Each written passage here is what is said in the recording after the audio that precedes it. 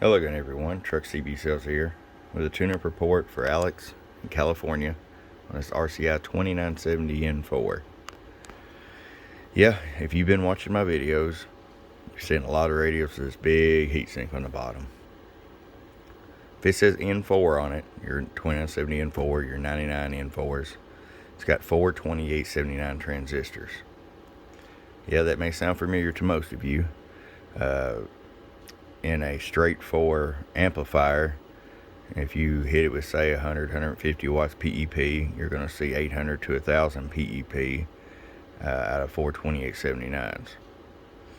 In this case, you've got a 40 to 50 watt radio driving into these, so obviously you're not going to see nowhere near that power, but you're going to see sufficient power for this small setup right here. It's got 2 cooling fans to keep it cool.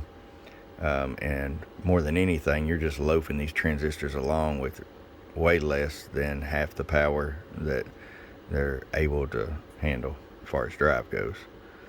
So I just want to give you a quick study on that for those of you watching. I know Alex knows all about this. He's a avid CBer and radio operator.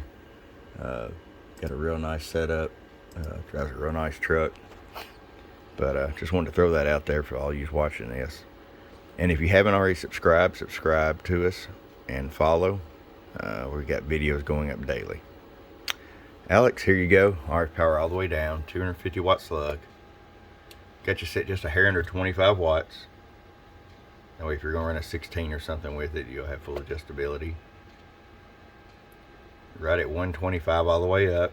I'm going to show you average power swing. Hello. Coming in a little over 200 bird. 500 watt slug in PEP. Hello. 500 watt in the corner. Roll it all the way down. There's your 25 watts. Hello. Still 500 in the corner. I'm going to go down here and just show you sideband real quick. Hello, 1 2 1 2 audio. Yeah, let's talk about 450 if you're running a mic gain up. I run a Superstar mic on just about everything I have. The Static Rodale is a good mic as well, for especially for bassy radios or people with bassy voices.